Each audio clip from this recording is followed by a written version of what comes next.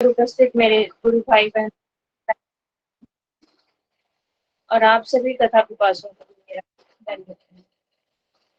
हरे कृष्ण। हमने अभी तक जो क्लासेस की हैं उनकी आज रिवीजन क्लास है और डाउट सॉल्विंग भी। तो आपके किसी के भी कोई प्रश्न हो वो आप लिख लीजिए और क्लास के अंत में आप सब पूछ लीजिए। तो इसके बाद 2 दिन के बाद आपका टेस्ट होगा, तो टेस्ट से ऐसे डरने की बात नहीं है।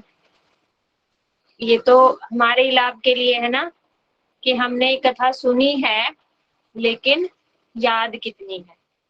देखो वही ज्ञान हमारे काम आता है जब हमें वो जरूरत के समय वो ज्ञान याद आ जाए। हमने पढ़ रखा है, कहीं सुन रखा है कभी, लेकिन जब उसको अप्लाई करने का टाइम आया तो हम भूल ही गए, तो वो ज्ञान ज्ञान नहीं रहा ना हमारे लिए। इसी तरह हमने इसको इसीलिए ये कोर्स नाम दिया गया भागवत शास्त्र। हमारे जो शास्त्र हैं, गीता जी, भागवतम जी, चैतन्य चरितामृत आदि, ये शास्त्र जो हैं, हम चाहते हैं इन सब शास्त्रों को आप अच्छे से याद कर लो ताकि जीवन में इसको आचरण में ला सको। इसीलिए हमने इसका क्या नाम रखा है, ये कोर्स है। हम आपको जैसे स्कूल में पढ़ाई कराते हैं ना, ऐसे पढ़ाई करवा के याद करवा रहे हैं। सिर्फ कथा सुनाना हमारा उद्देश्य नहीं है। तो इसके लिए हमें देखना भी पड़ेगा कि आप सुन रहे हो कि नहीं। तो छोटा सा टेस्ट लेते हैं, कोई ज्यादा मुश्किल होगा नहीं, आप चिंता मत करिए। बस आपने जो सुना है उसको कहीं लिखा होगा उसको पढ़ लो। हमारे ग्रुप में तो अंजलि दीदी बहुत सुंदर नोट्स बनाती हैं, उनके नोट्स पढ़ लो, उससे आपको बहुत हेल्प मिल जाएगी, बहुत सारे डाउट्स क्लियर हो जाएंगे और याद आ जाएगा कि क्या सुना था। तो वो एक बार रिवाइज कर लेना और आज की क्लास सुन लेना, तो ये आराम से हो जाएगा आपका टेस्ट। तो हमने सबसे पहले जो क्लास सुनी थी वो था राय रामानंद संवाद। राय रामानंद संवाद क्या है? ये चैतन्य महाप्रभु और राय रामानंद जी के बीच का संवाद है। गोदावरी के तट पे महाप्रभु राय रामानंद जी से मिलने के लिए आए और जब इन्होंने पहली बार एक दूसरे को देखा तो इतना प्रेम में अभिभूत हो गए कि एक दूसरे को गले लगाकर रोने लगे। तभी एकदम से इन्हें बाह्य ज्ञान आया कि अरे ये सब लोग क्या देख रहे हैं। चैतन्य महाप्रभु सन्यासी के वेश में है और राय रामानंद जी एक राजसिक वेश में है। तो सन्यासी कभी भी राजा या उसके जो कर्मचारी होते हैं, हायर अथॉरिटीज जो होती हैं, उनसे संबंध नहीं रखते, उनसे दूर रहते हैं।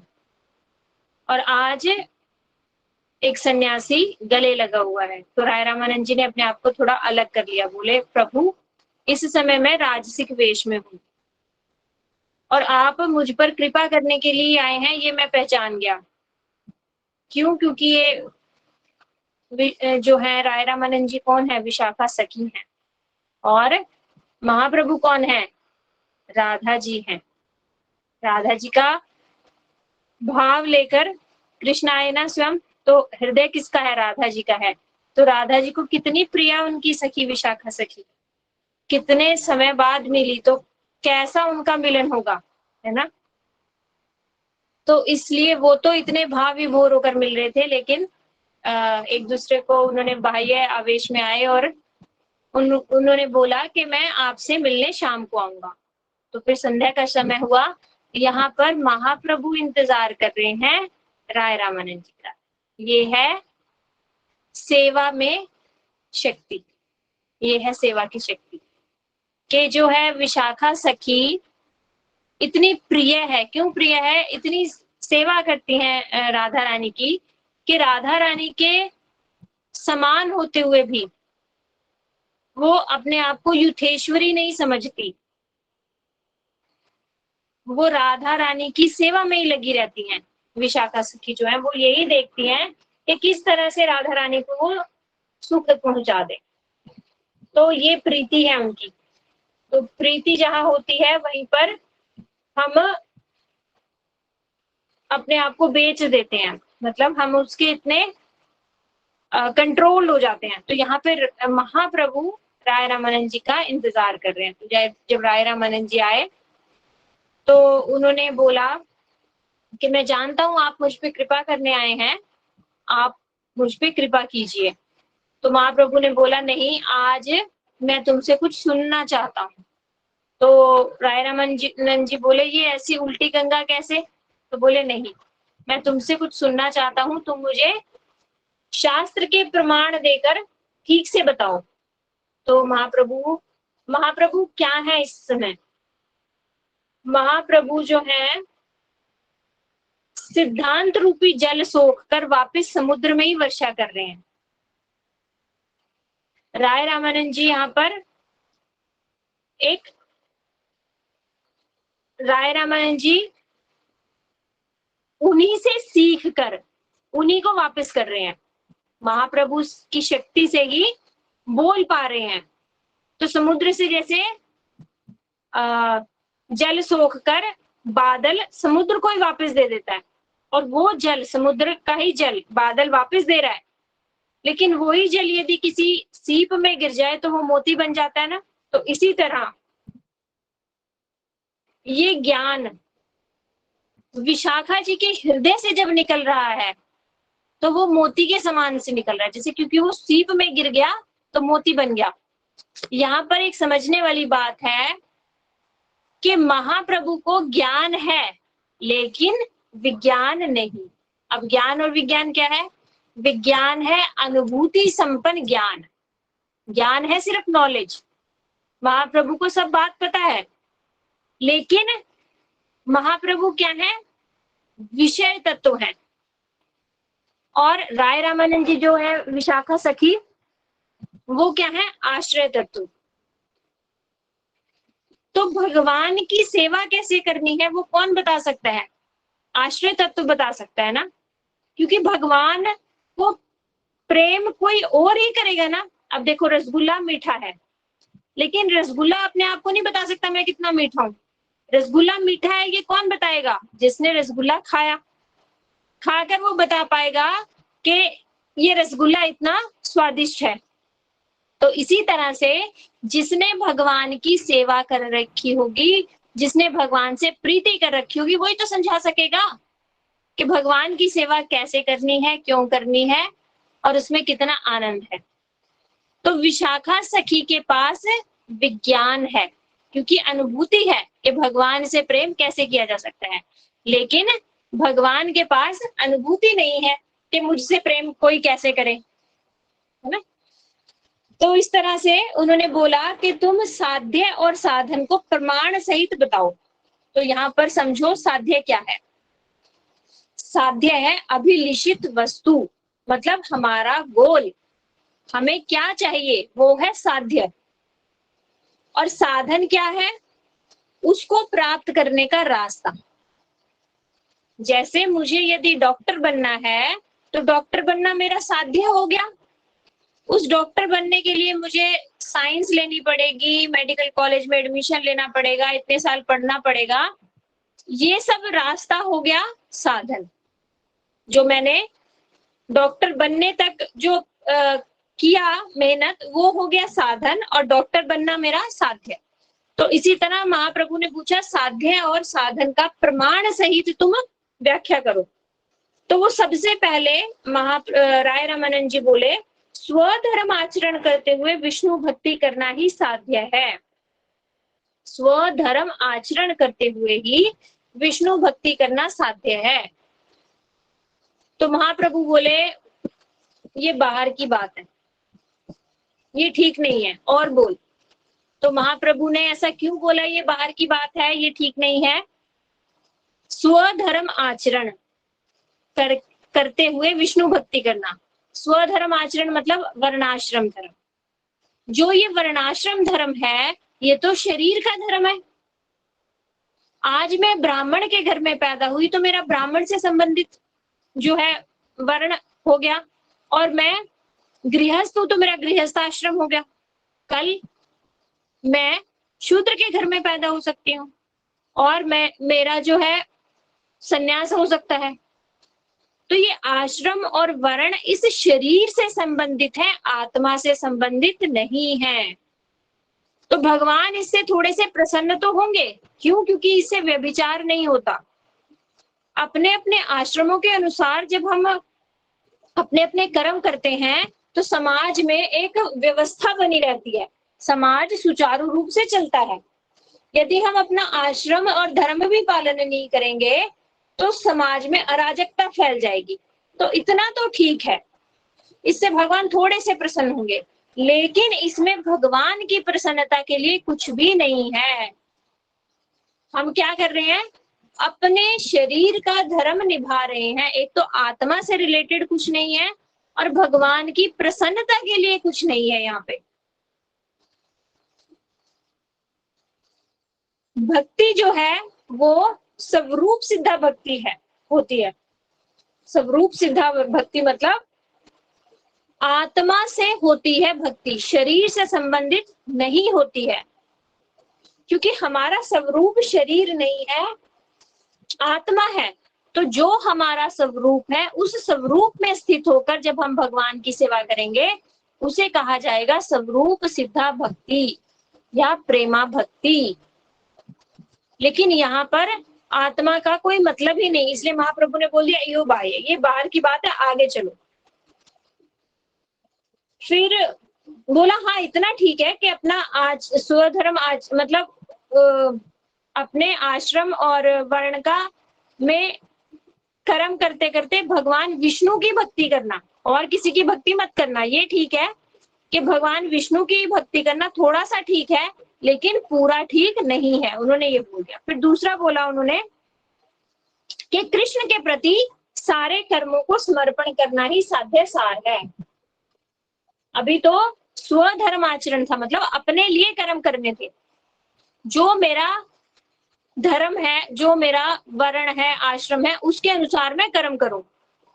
बोले नहीं ये तो बाहर की बात है, इसमें भगवान से जुड़ने का कोई मतलब ही नहीं है। तुम शरीर से मतलब शरीर से कर्म कर रहे हो, ये शारीरिक स्तर पे ठीक है, आत्मा के स्तर पे भी आए ही नहीं। तो फिर दूसरा बोला ठीक है, अब सब धर्मों को भगवान को समर्पण करना ही साध्य है।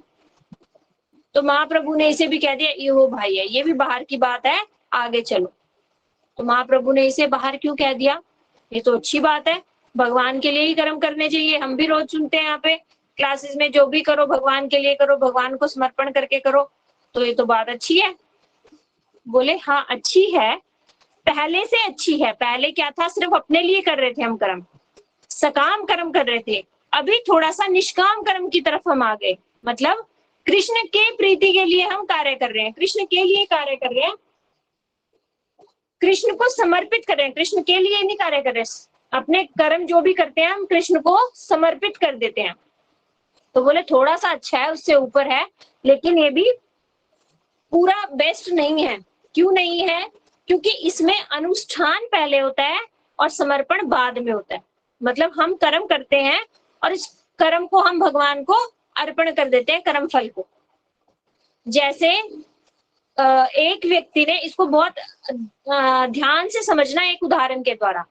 एक व्यक्ति ने बहुत मेहनत करके आम का बगीचा लगाया, आम का बगीचा लगाया, खूब मेहनत करी, उसमें आम जब फल आ गया तो फल में से एक टोकरा उठा के ठाकुर जी के मंदिर भेज दिया कि भगवान ये मेरा बगीचा है, मैंने मेहनत करी है और उसका फल जो आया है मैं आपको अर्पण कर रहा हूँ। मंदिर भेज दिया एक टोकरा। उसने क्या करा, अपने कर्म भगवान को अर्पण कर दिए। और दूसरा व्यक्ति जिसका बगीचा है वो क्या कहता है, प्रभु ये आपका बगीचा है और मैं फल क्यों उगा रहा हूँ, केवल आपके लिए उगा रहा हूँ, मैं आपको भोग लगाऊंगा और प्रसाद रूप में ग्रहण कर लूंगा, लेकिन है आपका।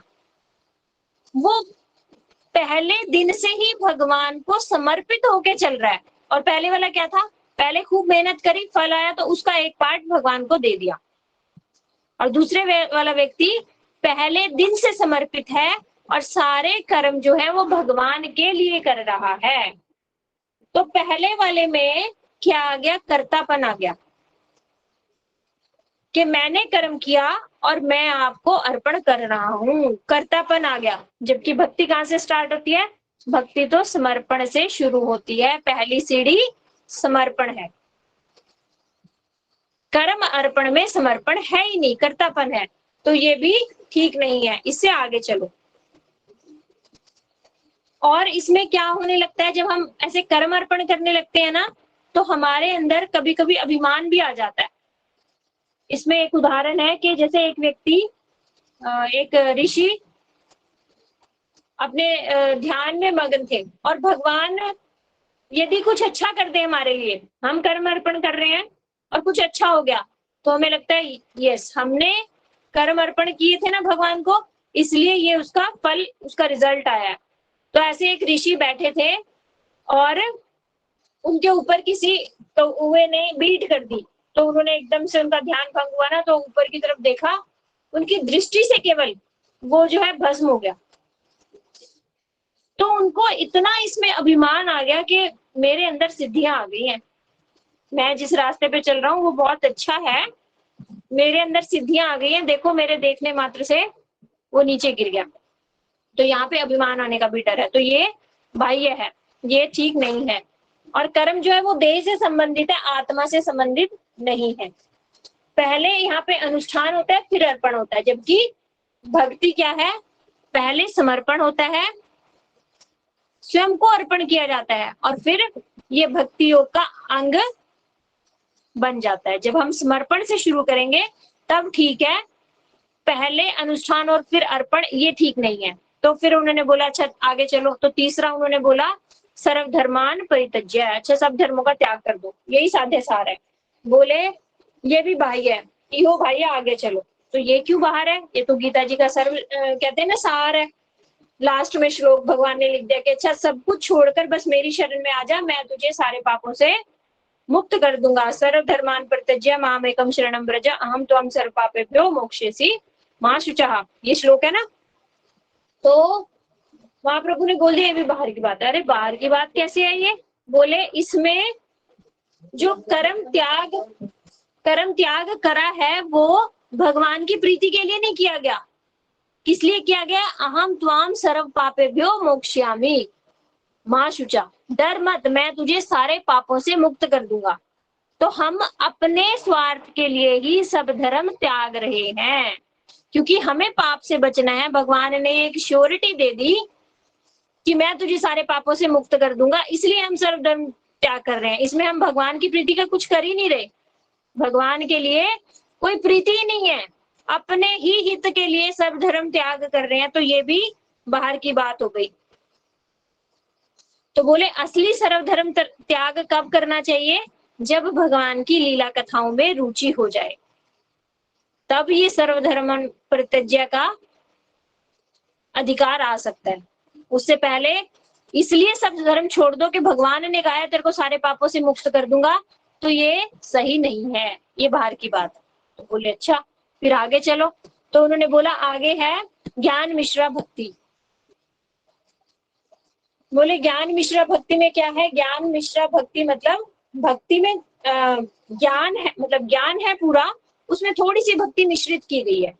ज्ञान कौन सा ज्ञान, जीव और ब्रह्म का एकत्व वाला ज्ञान, जिसमें हमें ये ज्ञान हो जाता है कि हम जो है आत्मा है, भगवान परमात्मा है, और हम जब आत्मा परमात्मा एक हो जाएंगे तो जो है ना हमारा सारा कष्ट खत्म हो जाएगा, हम सुखी हो जाएंगे।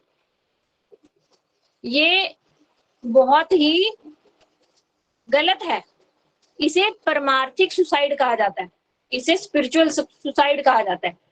परमार्थिक हत्या मतलब अपने आप को खत्म कर लेना। क्यों खत्म कर लेना, क्योंकि इसमें हमारा अस्तित्व ही खत्म हो रहा है ना, कि हम भगवान में मिल जाएंगे एक दिन और हम एक हो जाएंगे। कभी भी जीव खत्म नहीं हो सकता, जीव नित्य है और भगवान भी नित्य है, दो नित्य चीजें एक कैसे हो जाएंगी। जीव भी हमेशा रहेगा और भगवान भी हमेशा रहेंगे, और जीव और भगवान के बीच का जो संबंध है वो सेवक और सेव्य का है।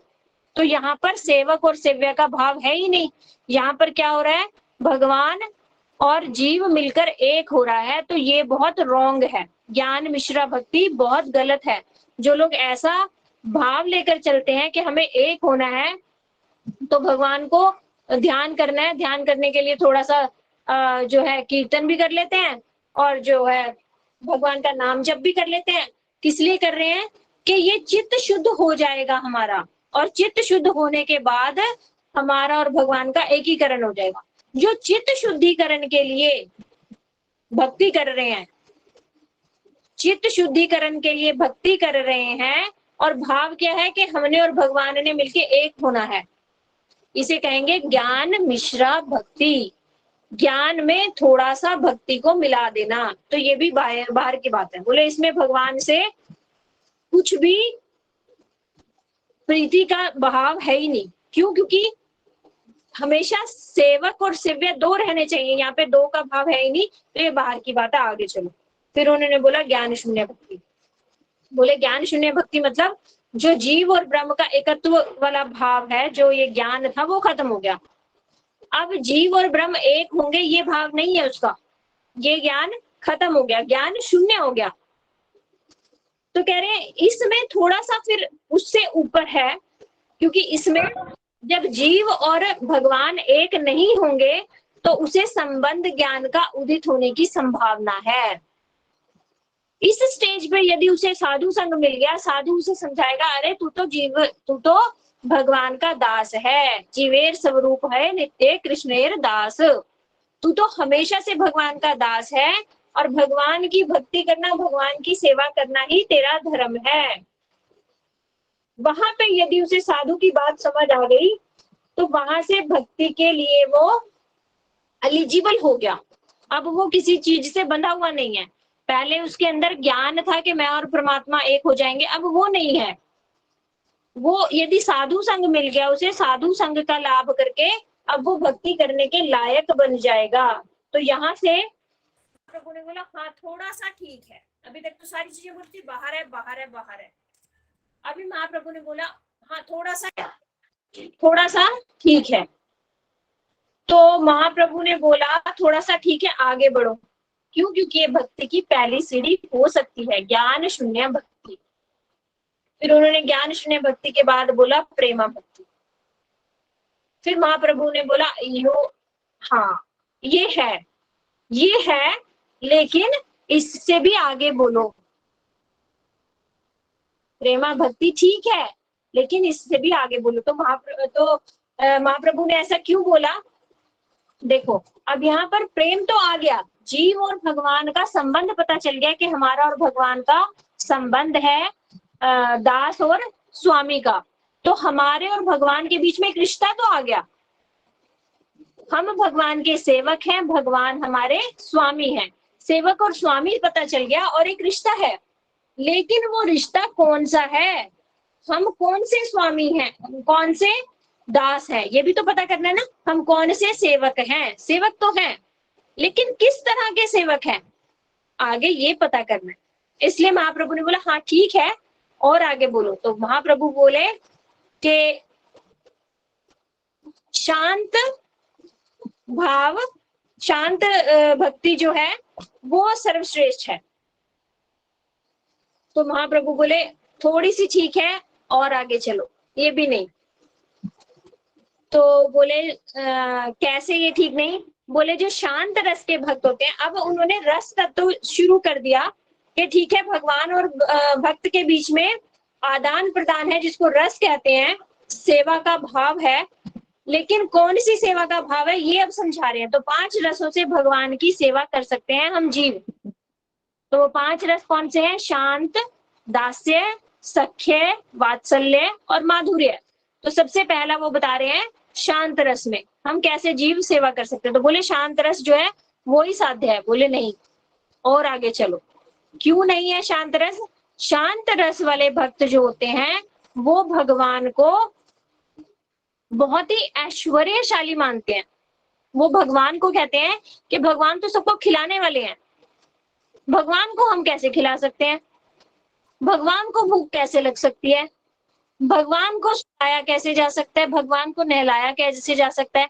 भगवान तो हमसे श्रेष्ठ है, हमसे बहुत ऊपर है। हमें खिलाने वाले, सुलाने वाले, नहलाने वाले भगवान है।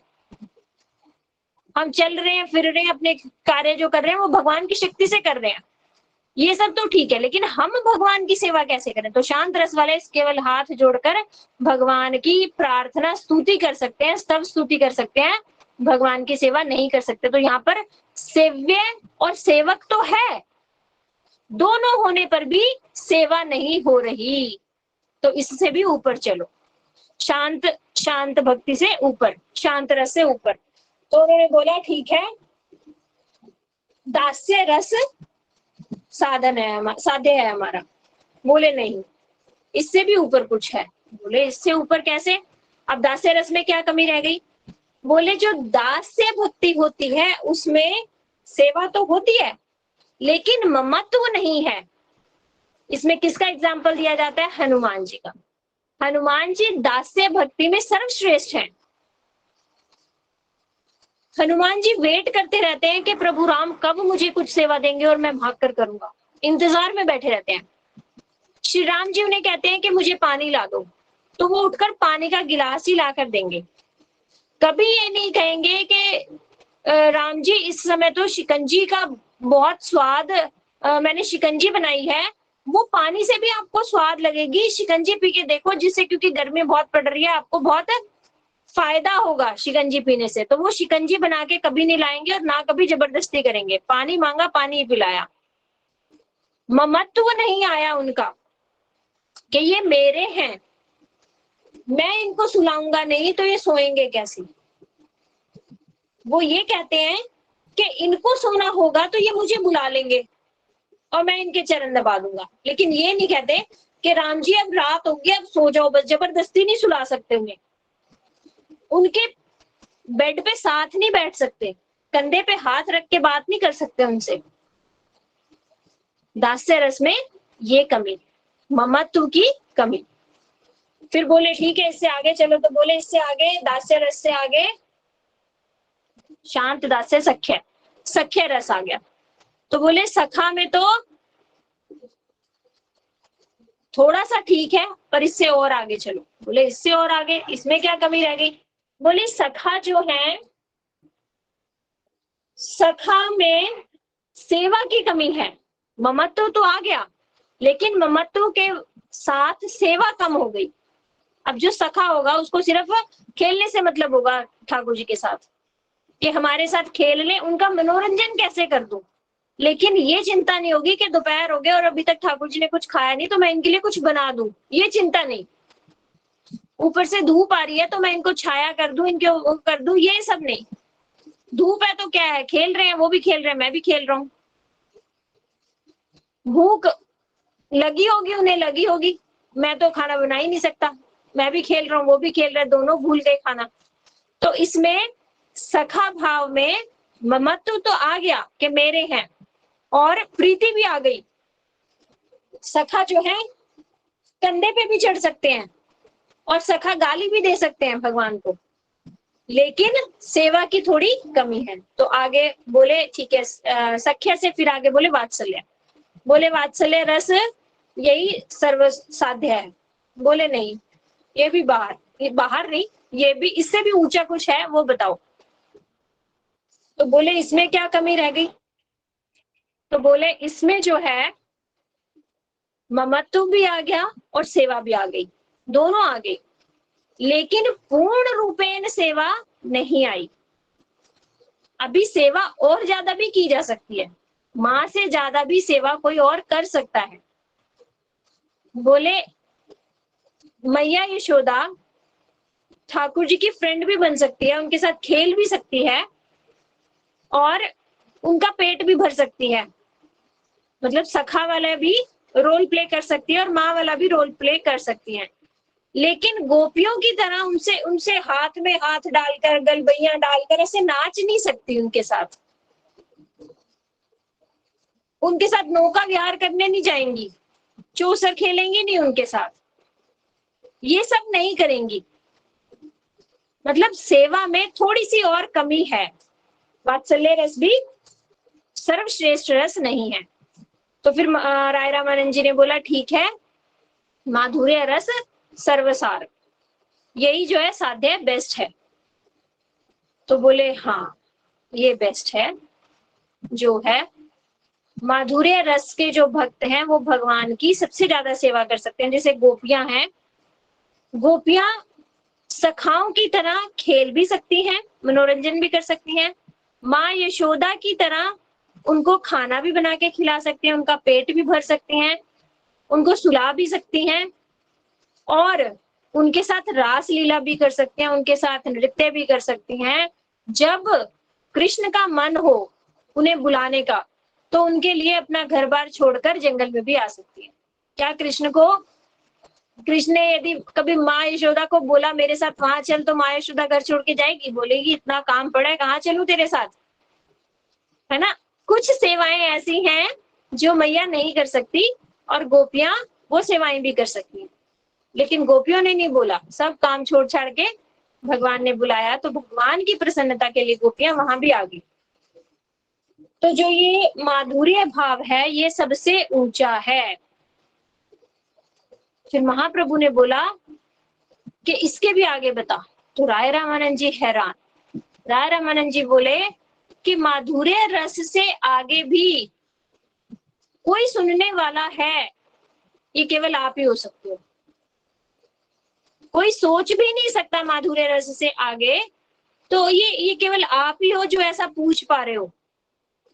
तो बोले अब माधुर्य भाव में भी दो प्रकोष्ठ, माधुर्य भाव के भी दो आगे डिवीजन, कौन कौन से? स्वकीय और परकीय।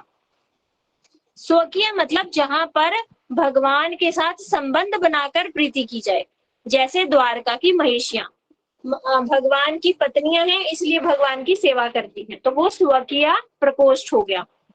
और दूसरा हुआ परकीय। परकीय में जहां भगवान के साथ कुछ संबंध नहीं है, जैसे ब्रज की गोपियां। ब्रज की गोपियां क्या कहती हैं? हम तो आपकी निशुल्क दासिकाएं हैं। जो द्वारका की महिषियां हैं उनका सारा भरण पोषण का दायित्व भगवान के ऊपर है।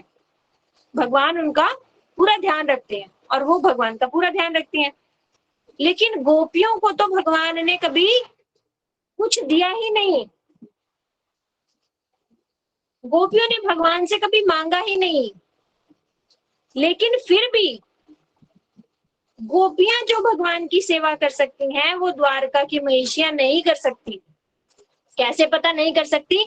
हमने जब आगे जगन्नाथ प्रसंग सुना उसमें यही सुना कि रोहिणी मैया से सारी द्वारका की महिषियां कह रही हैं, मैया ऐसा क्या था ब्रज की गोपियों में जो हम 16,108 रानियां मिलकर भी कृष्ण को प्रसन्न नहीं कर सकते। कृष्ण आज भी रात को ब्रज के लोगों को याद करके रोते हैं। ये है परकीय भाव। संबंध ना होने पर भी प्रीति करना।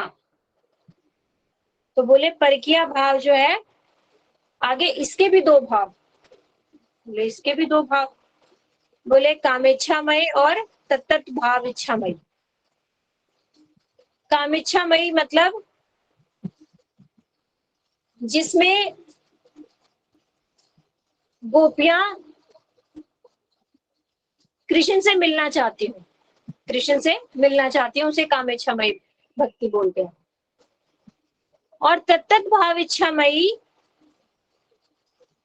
जिसमें केवल और केवल कृष्ण कैसे होंगे वो उसके लिए प्रयत्न करती हैं। और कृष्ण कैसे प्रसन्न होंगे सबसे ज्यादा उन्हें पता है? राधा जी से मिलकर प्रसन्न होंगे सबसे ज्यादा, क्योंकि राधा जी जैसी सेवा कर सकती है ना वैसा कोई नहीं कर सकता। तो उनका क्या एम रहता है कि राधा और कृष्ण को मिला दो, राधा और कृष्ण को मिलाकर उन्हें सुखी करना ही उनका उद्देश्य रहता है। और राधा और कृष्ण जब मिलते हैं तो राधा जी के अंदर जितना आनंद होता है कृष्ण से मिलकर, वो ही आनंद इन जो तत्त भाव इच्छामयी जिनको मंजरी कहते हैं, इन मंजरियों में ट्रांसफर हो जाता है। जैसा आनंद वहां पर राधिका जी को आ रहा है, वही आनंद मंजरियों को दूर बैठे ही वो आनंद आ जाता है। तो ये मंजरी भाव जो है ये सर्वोपरि भाव है, यही बेस्ट साध्य है। यहाँ पे महाप्रभु ने राय रामानंद जी के द्वारा ये स्थापित करवाया और बोला ये बेस्ट है, सबसे ऊंचा है, और इसको केवल और केवल हम कैसे प्राप्त कर सकते हैं? हरे कृष्णा महामंत्र के द्वारा। महाप्रभु ने इतना आसान भी कर दिया, इतना दुर्लभ, ऐसी बातें ना आपको कहीं और सुनने को ही नहीं मिलेंगी। सब क्या कह देंगे, हाँ भक्ति करो भक्ति करो। किसकी करो? कुछ लोग तो कहते हैं भैया सभी एक है, सबकी कर लो, और कुछ लोग इतना बता देंगे कि नहीं नहीं भगवान कृष्ण है, उनकी कर लो। लेकिन भगवान कृष्ण की भक्ति भी किस भाव से करो, और इतने भावों में भी कौन सा बेस्ट है, ये कहीं सुनने को नहीं मिलेगा। आप लोग बहुत बहुत बहुत भाग्यशाली हो कि आप चैतन्य महाप्रभु की धारा में आए और महाप्रभु की ये सब गुह्य गुह्य बातें आप सब सुन पा रहे हो। तो राय रामानंद संवाद में हमने यहाँ तक सुना, मंजरी भाव को सर्वोच्च भाव यहाँ पे स्थापना की गई। फिर राय रामानंद संवाद के बाद हम आए थे सनातन शिक्षा पे। सनातन शिक्षा आप सबको पता है, सनातन गोस्वामी कौन है? 6 गोस्वामियों में से एक गोस्वामी सनातन गोस्वामी, और वो जो है महाप्रभु से बनारस में जाकर मिले, कैसे पहुंचे वो सब कथा आपको पता है। और उन्होंने सबसे पहले जाकर महाप्रभु से प्रश्न किया कि मैं कौन हूँ। के आमी केने अमाए जा रे ताप त्रय यहाँ नहीं जाने के मैंने हित है। मैं कौन हूँ? तीनों ताप मुझे निरंतर कष्ट क्यों देते हैं?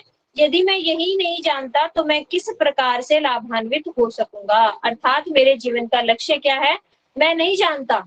यदि हमें अपने जीवन का लक्ष्य ही पता ना हो तो हम कैसे जी सकेंगे ना। एक सामने हमारा लक्ष्य है तो हम चल पड़ेंगे, उसको कभी ना कभी प्राप्त कर ही लेंगे, लेकिन लक्ष्य ही स्थित ना हो तो फिर कैसे चलेंगे? तो इसीलिए हमारे गुरुदेव कहते हैं कि सबसे पहले गोल सेट करो और फिर चलना शुरू करो। पहले चल दिए और फिर जाके देखेंगे कहाँ जाए, इधर जाए उधर जाए तो किधर भी नहीं पहुंचोगे। इसलिए गोल पहले सेट करो कि हमें भक्ति में भी कौन से भाव से कृष्ण की सेवा करनी है, तो ये हमारा गोल हमें पहले पता होना चाहिए ना। तो मेरे जीवन का लक्ष्य क्या है ये बोले, तो महाप्रभु ने इसका आंसर दिया, जीवेर स्वरूप है कृष्णेर नित्यदास, कृष्णेर तटस्था शक्ति भेदा भेद प्रकाश, सूर्यांश किरण ये छे अग्नि ज्वाला चय स्वाभाविकी कृष्णेर तीन प्रकार शक्ति है। इसमें महाप्रभु ने बताया कि जीव जो है वो नित्य कृष्ण का दास है, और जीव कृष्ण की तटस्था शक्ति से प्रकट हुआ है, और उसका भगवान से भेद भी है और अभेद भी है।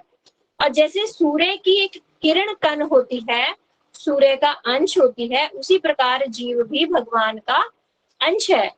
ये छह अग्नि ज्वाला जैसे ज्वाला, जैसे आग की चिंगारियां होती हैं, आग की चिंगारियां आग का पार्ट होती है ना, और सूर्य की किरणें भी सूर्य का पार्ट है। तो जैसे सूर्य की किरणें आग की चिंगारियां, ऐसे भगवान से जीव। स्वाभाविकी कृष्णेर तीन प्रकार शक्ति है, तो इस तरह भगवान की 3 तरह की शक्तियां होती हैं। तो पहले हमने जाना भगवान का और जीव का भेद क्या है और अभेद क्या है। भेद क्या है जीव में और कृष्ण में? कृष्ण विभु है, जीव अणु है।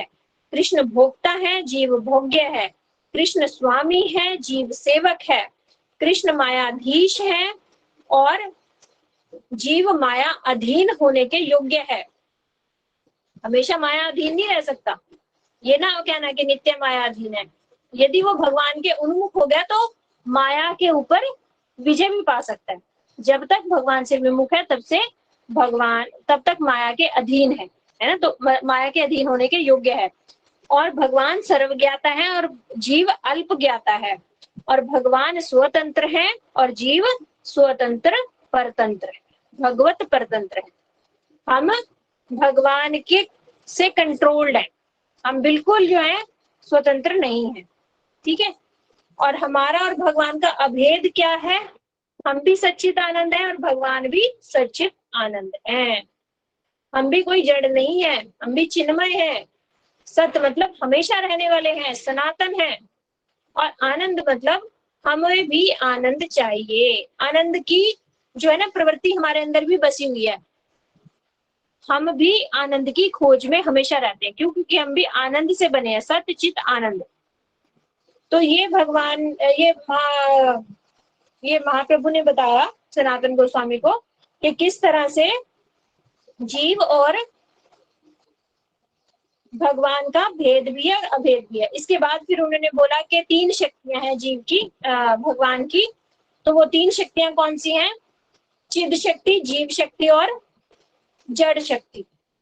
चिद शक्ति को अंतरंगा शक्ति भी बोला जाता है, जीव शक्ति को तटस्थ शक्ति भी बोला जा सकता है, और जड़ शक्ति को माया शक्ति भी बोला जा सकता है। ठीक है, तो 3 शक्तियां और 3 ही शक्तियों की वृत्तियां कौन कौन सी? संदनी, संवित, आह्लादनी। तो चिद शक्ति की संदनी वृत्ति से क्या बनता है? भगवान का धाम बनता है, क्योंकि संदनी मतलब सत्ता। अब चिद शक्ति की संवित वृत्ति से क्या बनता है? भगवान और भगवान के नित्य पार्षद जो है, भगवान के लोक में जो नित्य परिकर हैं, उनके बीच का संबंध ज्ञान, उनके बीच का संबंध ज्ञान संवित वृत्ति से आता है। और आह्लादनी वृत्ति से क्या आता है? भगवान को जो आनंद दिए जाता है, तो रसो वैसा मतलब भगवान को सबसे ज्यादा आनंद देने वाली कौन है? राधा रानी। तो राधा रानी महाभाव स्वरूपा श्री राधिका ही आह्लादनी शक्ति है, जो भगवान को प्रसन्न रख सकती हैं। अब जीव शक्ति में आओ। जीव शक्ति की संदनी वृत्ति से क्या बनता है? जीव का चित्त कण के रूप में प्रकाश। हमारा जो अंदर आत्मा है, जो नित्य है, वो कहां से आया? वो आया संदनी शक्ति से। और जीव शक्ति की संवित वृत्ति से क्या आएगा हमारे अंदर? भगवान और हमारा संबंध ज्ञान। हमारा और भगवान का क्या संबंध है? ये संबंध ज्ञान कहां से आएगा? संवित वृत्ति के उदय होने से आएगा। और आह्लादनी वृत्ति से हमारे अंदर क्या आएगा? जीव शक्ति के अंदर जो हमारा और भगवान का बीच का संबंध है, उसमें जो आनंद है, जो प्रीति करके सेवा करके जो आनंद आएगा, वो हमें आह्लादनी वृत्ति से मिलेगा। ये जीव शक्ति की बात है, आत्मा के स्तर की बात है। अब आ गया जड़ शक्ति। जड़ शक्ति में संदनी वृत्ति क्या करती है? जो हमारा ये शरीर ऊपर दिखाई दे रहा है ना, जड़ सत्ता, और ये संसार जो दिखाई दे रहा है, ये सारी जड़ सत्ता किसने बनाई? संदनी वृत्ति ने बनाई। माया शक्ति की, जड़ शक्ति की संदनी वृत्ति ने ये सब बनाया। और संवित वृत्ति ने क्या बनाया? माया शक्ति की जड़ीय ज्ञान। ये जितनी भी नॉलेज हमें संसार की है ना, जो हम डॉक्टर बनते हैं, इंजीनियर बनते हैं, जितनी भी लाइट कैसे ठीक करो, ये कैसे करो, ये सारा ज्ञान किससे आया? संवित वृत्ति से आया। किसकी? माया शक्ति की। और माया शक्ति की आह्लादनी वृत्ति से क्या आ रहा है? जो हमें सुख मिल रहा है ना इस संसार में, संसारिक सारा सुख, ये आह्लादनी वृत्ति से आ रहा है माया शक्ति की। हमें संसार में अच्छा लगता है ना, तभी तो हम यहाँ फंसे हुए हैं। ऐसा तो है नहीं कि संसार में आनंद नहीं है, संसार में भी आनंद है, लेकिन वो परमानेंट नहीं है, ये प्रॉब्लम है। तो ठीक है, इस तरह से हमने ये समझा शक्ति तत्व। फिर आगे उन्होंने बोला कृष्णेर स्वाभाविकी 3 शक्ति परिणति, चिद शक्ति, जीव शक्ति, माया शक्ति।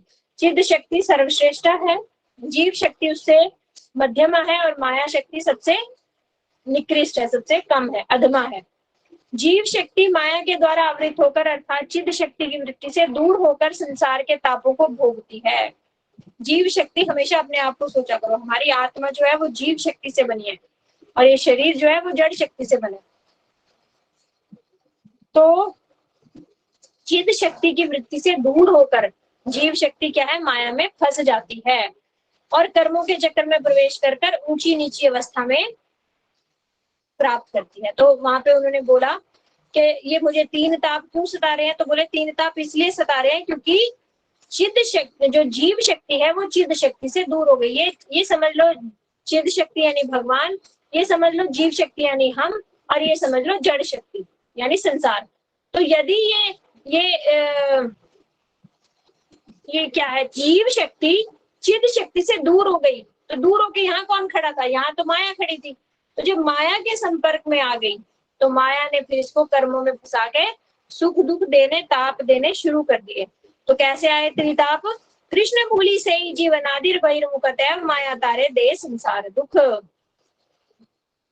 जैसे ही कृष्ण को हमने भूला, कृष्ण को भूलते ही हम जीव से बहिर्मुख हुए, माया ने हमें पकड़ लिया। यहाँ माया खड़ी थी ना, जैसे ही हम जीव कृष्ण से दूर हुए, कृष्ण के हम ऐसे मुंह उधर ना करके हमने बहिर्मुख हो गए, भगवान की तरफ हमने पीठ कर ली और माया की तरफ देखा तो माया ने हमें ऐसे पकड़ लिया। जैसे ही कृष्ण को हम भूले और भगवान से अनादिर बहिर्मुख हुए तो माया तारे दे संसार दुख, तब माया ने हमें पकड़ लिया और संसार में डुबो दिया। और कैसे दुख दे रही है ये माया हमें? कबू स्वर्ग उठाए कबू नरके डुबाए, दंड यजे राजा तेन नंदिते चुबाए। तो बोले जैसे कभी तो ये स्वर्ग में उठा रही है हमें, कभी नरक में डुबो रही है। जैसे एक राजा एक अपराधी को दंड देता है, कैसे देता है? उसको पानी में ले जाता है, नदी में, और उसका सिर नीचे कर देता है। जैसे ही वो बिल्कुल उसका सांस निकलने का होता है, छटपट छटपट, बिल्कुल अभी तो प्राण गए, थोड़ा सा ऊपर कर देता है, मुझे सांस आता है, जैसे ही उसे अच्छा लगने लगता है फिर उसका सिर दबा देता है, फिर वो छटपट छटपट करता है, फिर ऊपर जरा सा ऊपर सांस दिलाता है, फिर नीचे डुबो देता है। तो इसी तरह माया हमें दुख देती है, हम दुख से बिल्कुल ही मरने वाले हो जाते हैं, अरे भाई बिल्कुल मर गए, थोड़ा सा सुख दिखा देती है, फिर हमें लगता है हाँ सब कुछ ठीक है, हम ठीक है। और जैसे ही हम थोड़ा सा रियलाइज करने लगते हैं हम ठीक है, फिर माया आ जाती है, फिर डुबो देती है। तो क्या माया ही कारण है हमारे दुखों का? नहीं। क्या राजा अत्याचारी है जो उस जीव उसको मार रहा है, दंड दे रहा है? नहीं। उस जीव को सुधारना चाहता है वो, उसने जो गलती करी है, जो चोरी करी है, आगे से वो ऐसा चोरी ना करे, उसकी चित्त वृत्ति को सुधारना चाहता है, उसको चोरी करने की जो बुरी आदत है उससे बचाना चाहता है। तो इसी तरह माया हमारी भोग वृत्ति को खत्म करना चाहती है। जो हमारे अंदर भोग वृत्ति आ गई है ना, मैं ही भोगता हूँ, मैं ही सब कुछ हूँ, ये भोग वृत्ति को खत्म कैसे करेगी? जब हमें दुख देगी। तो इसको कहा जाता है कि जैसे सोना उस पे किसी चीज पे रख के ऐसे पीटा जाता है ना, तब वो शुद्ध होता है। तो ये तीन ताप तो अग्नि हुई और उस पे हथौड़ा हुआ माया। तो अग्नि में हथौड़े से जब मारा जाता है तो सोना शुद्ध होता है ना, उसी तरह ये जीव त्रिताप की अग्नि में जलाकर माया रूपी हथौड़े से जब पीटा जाएगा तो इसके अंदर की भोग वृत्ति खत्म हो जाएगी और ये शुद्ध चित्त वाला हो जाएगा। तो हमारे दुखों का कारण कौन है? अनम्यूट करके बताओ तो, अनम्यूट करके बताओ, हमारे दुखों का कारण कौन है? हमारे सुख, हमारे हमारे सुख, हमारी भोग वृत्ति, हमारी दीदी भोग करने की इच्छा, भोग करने की इच्छा, और हमारे कर्म, हमारे कर्म, और माया, माया, और हम कौन? खुद, हमारे सुख, अरे सुख दुख कुछ है ही नहीं, इतना सारा पड़ा, अभी सुख दुख कर्म में फंसे हुए हो। मन की वृत्ति दीदी। हाँ, हमारी हेलो, खुद हमारी की कर्म और हमारी मन, हमारा मन और हमारा कर्म, मन की इच्छाएं, इच्छा माता जी, मन की कामनाएं। जिसने माया बोला था ना, जिसने माया बोला था उसका आंसर सुनो। हाँ जी, माया कौन थी? पुलिस था, समझ लो, है ना। तो पुलिस उस व्यक्ति को पीट रही थी, तो पुलिस किस लिए पीट रही थी? माया मार रही है ना हमें, माया समझ लो पुलिस। पुलिस हमारी सहायता कर रही है, हमारी दुश्मन है कि दोस्त है? माया हमारी दोस्त हुई कि दुश्मन हुई? अब बताओ। माया हमें मार रही है, सामने दिख रहा है, तो हमारी दोस्त हुई दीदी, दोस्त। दोस्त हुई, हमें सुधार रही है वो। यदि हमें सुधारा ही नहीं जाना, हम तो फिर कल फिर चोरी करेंगे। लेकिन दीदी हम भगवान से विमुख होंगे तब माया हमें पकड़ेगी ना। जब हम हाँ, भगवान से विमुख हो जाएंगे, का कारण क्या है? कि भगवान को भूल जाना, भगवान से दूर होना। भगवान से विमुख होना। हाँ जी, पर भगवान से विमुख हम हुए क्यों? हमारी भोग की इच्छा की प्रवृत्ति होना। हाँ हाँ, जी, भोग की इच्छा की प्रवृत्ति होना। तो हमारी अपनी इच्छा का जो हमें भगवान ने स्वतंत्रता दे रखी है कि तू चाहे तो मेरे पास आ, चाहे ना आ, तो हमारी स्वतंत्रता का दुरुपयोग एग्जैक्टली वर्ड है हमारे सुख और दुख का। स्वतंत्रता का दुरुपयोग, हमें भगवान ने स्वतंत्रता दे दी कि भैया तुम्हें चाहिए तो मेरे पास आओ, प्यार करो, और नहीं चाहिए तो तुम दूर भी जाओ। तो हमने उसी स्वतंत्रता का दुरुपयोग कर लिया। ठीक है, भगवान अपनी चाहिए हमें आप। जैसे ही हमने भगवान की तरफ विमुख किया तभी माया ने पकड़ा। अगर भगवान की तरफ ही रहते ना, हम उन्मुख रहते, तो माया पकड़ ही नहीं सकती थी। जैसे ही हम बहिर्मुख हुए, बहिर्मुख करने के बाद ही माया ने हमें पकड़ा। तो हमारे सुख और दुख का कारण क्या है? स्वतंत्रता का दुरुपयोग। स्वतंत्रता का दुरुपयोग, ये वर्ड रट लो। हमारे सुख और दुख का कारण क्या है? स्वतंत्रता का दुरुपयोग। ठीक है, तो फिर इसमें ये भी एक वो क्वेश्चन हो सकता है आप लोगों का कि भगवान ने इतने दुखदाई प्रोसेस में हमें डाला ही क्यों, है ना? भगवान ऐसे भी हमें ले जा सकते थे कि चलो चलो चलो वापस आ जाओ मेरे पास, वापस आ जाओ। तो फिर वो हमेशा याद रखना, सोने को शुद्ध कैसे बनाया जा सकता है? ऐसे ही थोड़ी उसको जरा जरा ऐसे कर लिया हो गया शुद्ध। सोने को आग में तपा के हथौड़े से पीट के ही उसकी इम्प्योरिटीज खत्म होंगी। इसी तरह जो हमारी चित्त वृत्ति अशुद्ध हो गई है, हमारे अंदर भोग वृत्ति आ गई है, भोग करने की इच्छा आ गई है, ये इतनी जल्दी से जाने नहीं वाली। भगवान अभी हमें ले भी गए ना, आजो बेटा आजो मेरे पास, वहां जाके भी हमने कहना अरे वो वाली आइसक्रीम तो खानी रह गई थी। कौन कौन सी आइसक्रीम आती है आजकल? वो अमूल वाली आइसक्रीम तो रह गई थी खानी, वो जरा खा लूं। भगवान क्यों लेके जाएंगे फिर हमें ऐसा? इच्छाएं यही की है तो यही पूरी करो। जब तक हम आइसक्रीम खा खा के बीमार हो के आइसक्रीम से मना नहीं कर देंगे ना, आज के बाद आइसक्रीम नहीं खानी, भगवान कहेंगे हाँ थोड़ा सा ठीक है, अब ये वहां जाके आइसक्रीम को तो याद नहीं करेगा। इस तरह ये तो एक इच्छा है, हमारी तो अनंत इच्छाएं भरी पड़ी हैं। तो भगवान को हमारी इच्छा खत्म करने के लिए कितनी मेहनत करनी पड़ रही है, देखिए। और ऐसे कभी होगी भी नहीं कि भगवान कहते बेटा तू इच्छा छोड़ दे और हम छोड़ दे, नहीं। हमारी चित्त वृत्ति ही दूषित हो चुकी है। इस चित्त वृत्ति को कूट कूट के ही ठीक किया जा सकता है, हमेशा याद रखना। जैसे सोने को कूट पीट के ही साफ किया जा सकता है ना, इसी तरह हमारी चित्त वृत्ति भी ऐसे ही हो सकती है। बहुत सारी उदाहरण दे दे के मैंने समझाया था कि नारद जी एक बार आए, नारद जी ने बोला कि जो है सभी जीवों को ऊपर ले आओ। भगवान ने बोला ठीक है ले आओ, तुम आते ही नहीं है तो मैं तो चाहता हूँ आ जाए। तो नारद जी नीचे आए और एक सुअर से बोले, सुअर बोले तो सबसे निकृष्ट प्राणी है, ये तो चल ही पड़ेगा। सुअर से बोले चलेगा ऊपर भगवान के वैकुंठ धाम?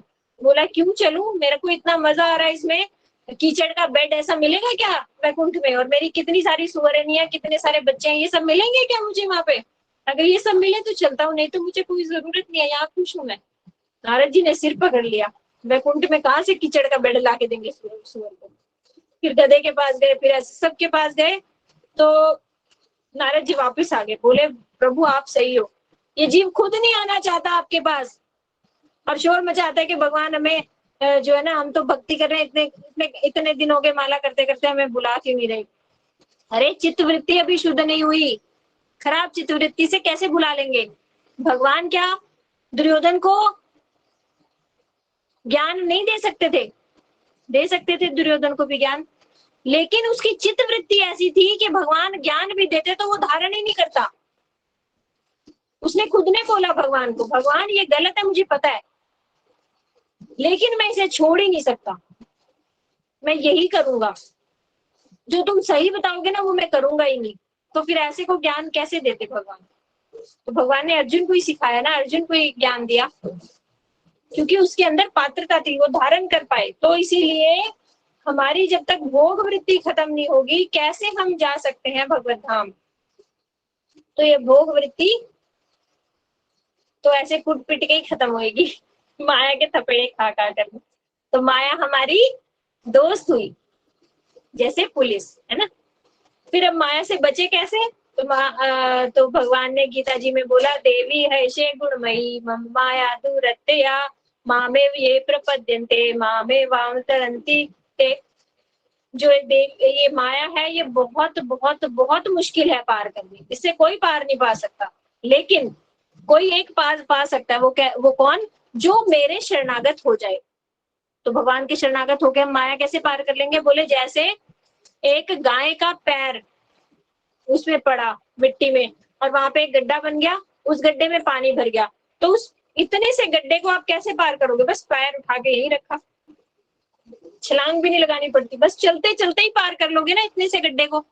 इसी तरह माया को वो पार कर सकता है जो भगवान के शरणागत हो। अभी जो वो, अब इसको इस उदाहरण से याद रखो, पुलिस किसके लिए दुश्मन है और किसके लिए दोस्त है? बताओ तो अनम्यूट करके। पुलिस किसके लिए दोस्त है और किसके लिए अनम्यूट है, किसके लिए फ्रेंड है? अनम्यूट करके बताओ। पुलिस किसकी दोस्त है और किसकी दुश्मन है? बताओ बताओ बताओ। चोरों के दुश्मन है। किसकी? चोर। हाँ बिल्कुल, चोरों की तो दुश्मन है। और फ्रेंड किसकी है?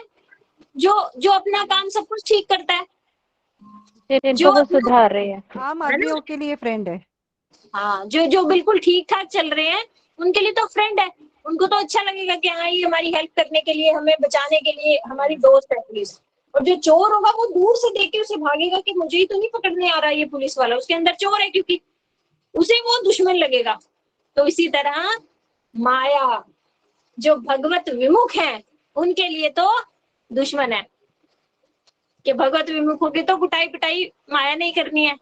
और जो कृष्ण उन्मुख हैं, जो भक्त हैं, उनकी दोस्त है, कि हमें जो है इस संसार से छुड़ा रही है माया।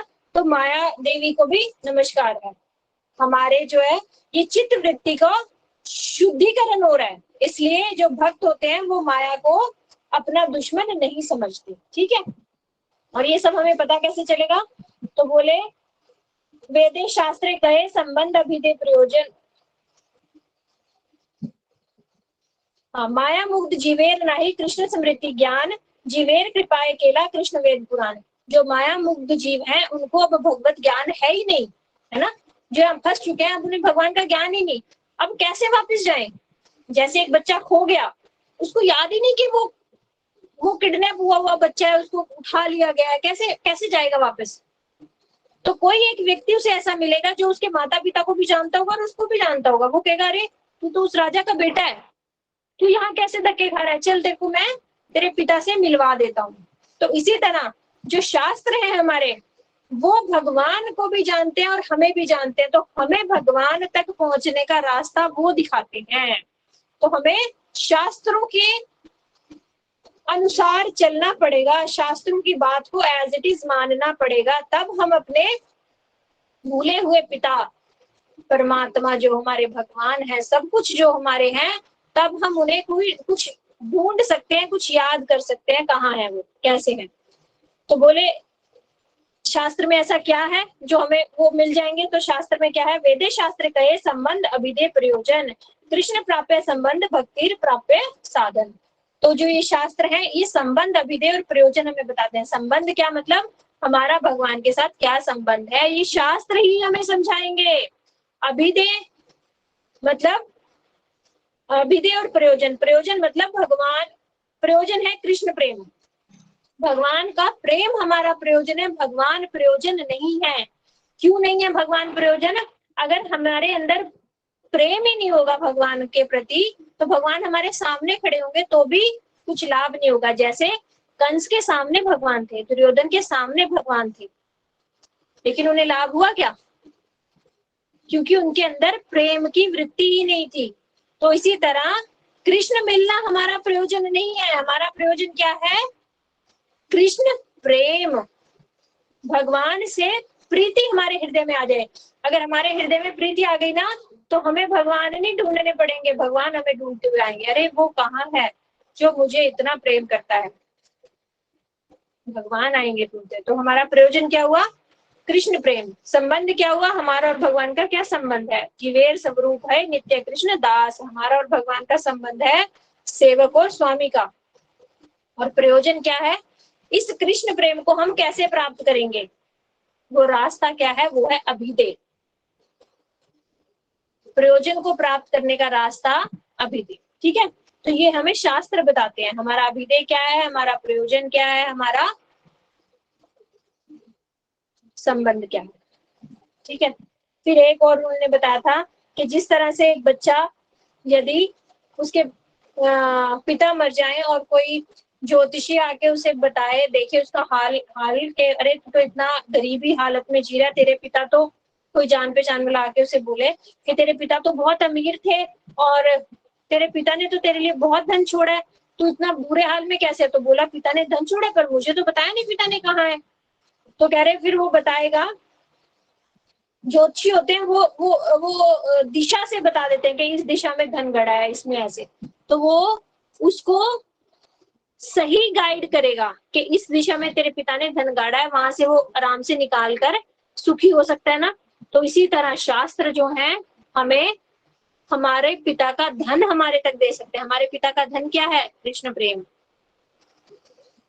जो हमसे छूट गया है, जो हमें अभी मिला नहीं। तो इसमें एक कहानी बताई कि जो वो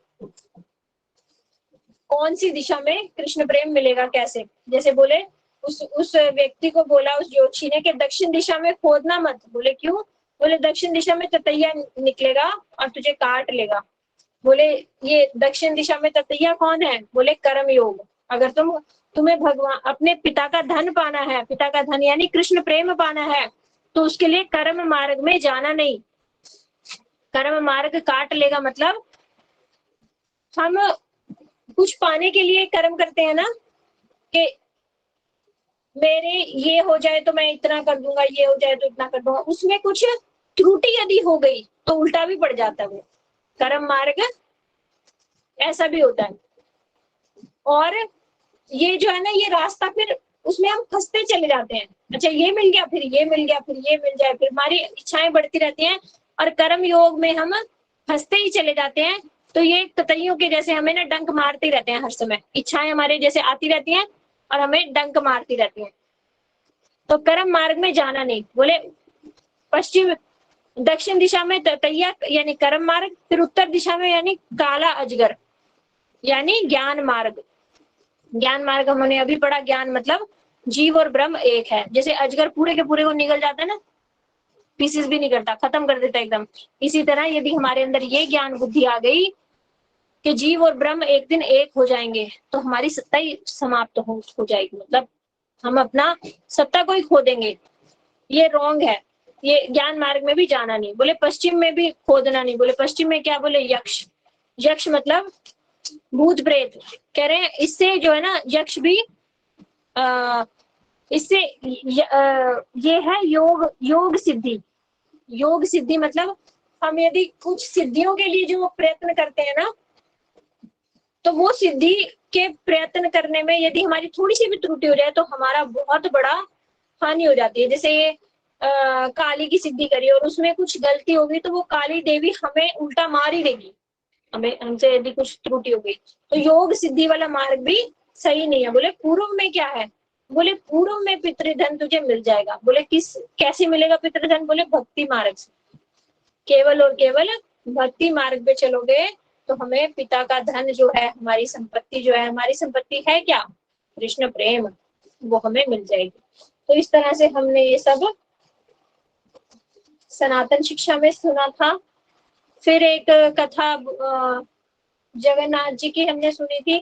जगन्नाथ जी का स्वरूप कैसे बना, जगन्नाथ जी का विग्रह कैसे बना, हमें किस भाव से रस्सी खींचनी चाहिए। जगन्नाथ जी का ये स्वरूप इस तरह से बना, रोहिणी मैया ने, ब्रज की सारी गोपियों ने रोहिणी मैया से पूछा कि ऐसा क्या है जो ब्रज को अभी तक याद करते हैं। तो रोहिणी मैया ने बताया कि ब्रज में जो है ना, कृष्ण अपने माता पिता की खड़ाऊ अपने सर पे रख के लाते थे। मैया ने एक बार बोला लाला मेरी चप्पल लाना, तो खड़ाऊ लाना, तो अपने सिर पे रख के लाते थे। और गोपियों से कहते थे गोपी मुझे थोड़ी सी छाछ दे दे, खट्टी छाछ। और गोपी कहती तुझे छाछ चाहिए, पहले नाच के दिखा। खट्टी छाछ के लिए उनको नाच के दिखाते थे। और जो सखा है ना, सखा, उनको कहते थे तेरे साथ हम बोलेंगे नहीं, तू बड़े बाप का है, कैसे बड़े बाप का हो गया? तेरे बाप के पास 9 लाख गाय हैं, तो मेरे पिता के पास 11 लाख गाय हैं, तो मैं बड़ा, तू छोटा। और तेरे से हम आज बोलना बंद। और कृष्ण हाथ जोड़ के कहते थे मुझे अकेला मत छोड़ो, मुझे अकेला मत छोड़ो, मुझसे बोलना मत बंद करो। तो सब लोग इतने हैरान हो गए ये सुन के कि ऐसा कैसे, यहाँ पर तो सब लोग कृष्ण के पीछे हैं और ब्रज कैसा, वहां कृष्ण ब्रजवासियों के पीछे, ब्रजवासियों से हाथ जोड़ के तुम मुझे छोड़ना मत, तुम मुझे छोड़ना मत। तो ये सब ब्रज की लीलाएं सुनकर कृष्ण और बलराम जी भी आ गए सुनते सुनते, मतलब उसमें आ गए। वहां पे दरवाजे पे उन्होंने सुभद्रा जी खड़ा कर रखी थी कि जैसे ही कृष्ण बलराम आए तो हमें इशारा कर दे, हम बंद हो जाएंगे। लेकिन सुभद्रा जी खुद से इतनी हैरान थी ये सब सुनने में, तो वो उन्हें मना नहीं कर सकी। बस कृष्ण बलराम जब आए तो उनको दोनों को ऐसे हाथ से रोक दिया। तो कृष्ण बलराम भी वहीं खड़े हैं और सुभद्रा जी भी वहीं खड़ी हैं और रोहिणी मैया से ही ब्रज लीलाएं सुन रहे हैं। तो जब वो ब्रज की उन्हें याद आ गई तो एक तो वो इतने हैरानी वाला उनका स्वरूप है, अरे ब्रज मैं भूल गया, जैसे हैरानी में हमारी आंखें बड़ी जाती है ना, तो इस तरह से जगन्नाथ जी का जो स्वरूप है पूरे मुंह पे आंखें आंखें और प्रेम में विगलित स्वरूप है। उनके हाथ पांव, यहाँ तक के हाथ, ये उंगलियां और ये पांव, इतना सब शरीर गल गया। वहां से नारद जी ने ये स्वरूप जब देखा तो नारद जी बोले हे प्रभु, आपके इस स्वरूप की भी पूजा होनी चाहिए, ऐसा स्वरूप जगत में कहीं है ही नहीं। भगवान ने बोला तथास्तु। तो फिर वो स्वरूप का विग्रह कैसे बना वो सब आपने कथा सुनी। विश्वावसु और वो जब नील माधव को दर्शन करने गए और फिर दारू ब्रह्म आए लकड़ी से, किस तरह से वो बूढ़े ब्राह्मण बनकर आए, भगवान स्वयं उन्होंने विग्रह बनाया, वो बीच में आधा रह गया। उन्होंने बोला कि 21 दिन में बनाऊंगा, दरवाजा मत खोलना। 14 दिन में उन्होंने दरवाजा खुलवा दिया तो वो बीच में आधा रह गया। तो इसलिए इसका कारण ये मत मानना कभी भी कि ये बीच में दरवाजा खुल गया था इसलिए आधा रह गया, नहीं। इसके पीछे कारण यही है कि भगवान ऐसा ही स्वरूप का दर्शन देना चाहते थे। ये प्रेम में पिघले हुए भगवान है। फिर भगवान की रथ की रस्सी कैसे खींचनी चाहिए, बोले ऐसे नहीं बोलना चाहिए कि गुंडीचा मंदिर अपनी मौसी से मिलने जा रहे हैं। ये ऊपर की बात है, अंदर की बात क्या है। गुंडीचा मंदिर क्या है, वृंदावन, और जगन्नाथ मंदिर क्या है, द्वारका। तो भगवान द्वारका से वृंदावन जा रहे हैं। गोपियां जैसे कुरुक्षेत्र में एक बार भगवान आए थे तो गोपियां और सारे ब्रजवासी कुरुक्षेत्र से भगवान को रथ पे बिठाकर अपने हृदय वो रथ पे बिठाकर ऐसी ही रस्सी खींचकर ब्रज लेकर जा रहे थे।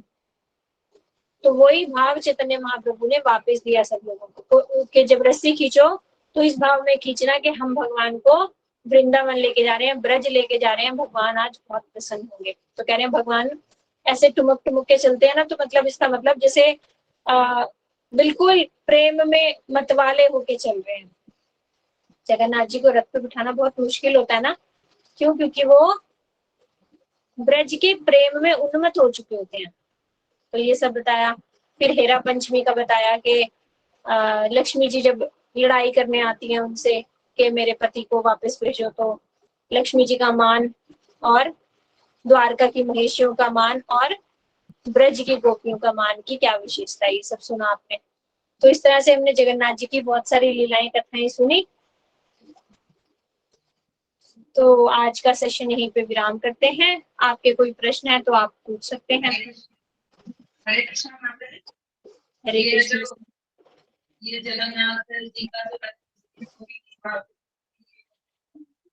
आपने अपना स्पीकर खोला हुआ है क्या?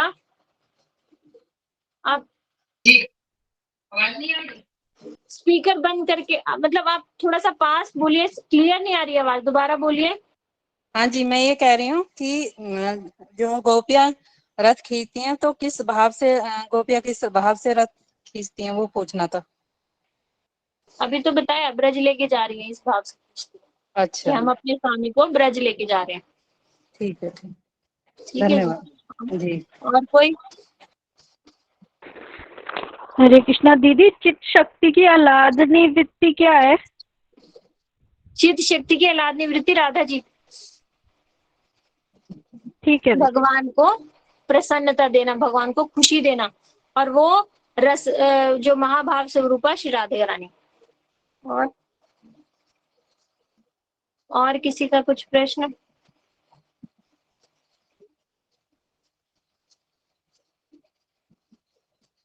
हरे कृष्णा दीदी। जी बोलो। दीदी, राजा इंद्रदुम्न को नील माधव जी ने किस रूप में दर्शन दिए? इसमें जगन्नाथ जी लिखेंगे या दारू ब्रह्म? जगन्नाथ जी लिखेंगे ना? दारू दा, ब्रह्म। अच्छा, ठीक है। फिर दारू ब्रह्म के रूप में आए ना, फिर जगन्नाथ जी बनाए। हाँ जी, हाँ जी, हाँ जी, जगन्नाथ जी का स्वरूप बनवाया। ठीक है दीदी, ठीक है। और कुछ?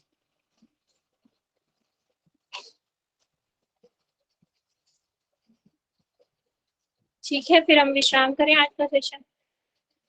वांछाकल्पतरुभ्यश्च कृपा सिंधु पतितानां पावनेभ्यो वैष्णवेभ्यो नमो नमः। हरे कृष्ण कृष्ण कृष्ण हरे हरे, हरे राम, राम राम, हरे हरे कृष्ण हरे। कृष्ण कृष्ण हरे हरे, हरे राम राम हरे हरे। हरे कृष्ण कृष्ण कृष्ण हरे हरे, राम राम हरे हरे। आप सबको बेस्ट ऑफ लक जी। अच्छे से याद करना, अच्छे से टेस्ट देना। दीदी, हरे हरे कृष्णा हरे दीदी। कृष्णा। दीदी, हरे कृष्णा, हमें ये इस रिकॉर्डिंग मिलेगी इस क्लास की? हाँ हाँ, रिकॉर्डिंग हो रही है जी, मिलेगी। Okay, Hare Krishna, thank you. Hari बोल। हरे कृष्णा हाँ जी संगीता दीदी। जी। अल्लादनी वृत्ति तो राधा रानी जी हो रही ना, संदनी वृत्ति क्या होती है? संदनी मतलब सत्ता। कोई होती है? सत्ता तो सारे धाम, अच्छा, चिद शक्ति में जितने भी धाम बने वो संदनी शक्ति से बने। और संवित मतलब ज्ञान। तो भगवान के हाँ, परिकर और भगवान के बीच का जो संबंध ज्ञान है, संबंध है, वो संवित व्यक्ति। मतलब भगवान की खुशी है। राधा रानी क्या है, भगवान को सबसे ज्यादा आनंद देती है ना, तो भगवान आह्लादिनी वृत्ति मतलब आनंद प्रदान करने वाली वृत्ति। भगवान को सबसे ज्यादा आनंद राधा रानी देती है, तो इसलिए कह देती है आह्लादिनी स्वरूपा, महाभाव स्वरूपा आह्लादिनी जी जो है राधा रानी है, इसलिए बोल देते हैं राधा रानी। लेकिन असली मतलब आह्लाद मतलब प्रसन्नता, खुशी देना। ठीक है दीदी। दीदी ठीक है। संदिनी मतलब सत्ता, संवित मतलब ज्ञान, आह्लादनी मतलब प्रसन्नता। सत्य चित आनंद, यही तीन है ना। आनंद मतलब आह्लादनी, चित्त मतलब संवित, और सत मतलब संदिनी। ठीक है दीदी। ठीक है। व्यंजना दीदी, आप कुछ बोल रही थी क्या?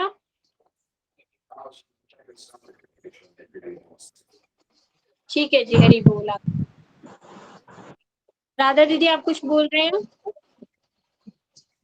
जी दीदी। हरे कृष्णा बोलिए। दीदी।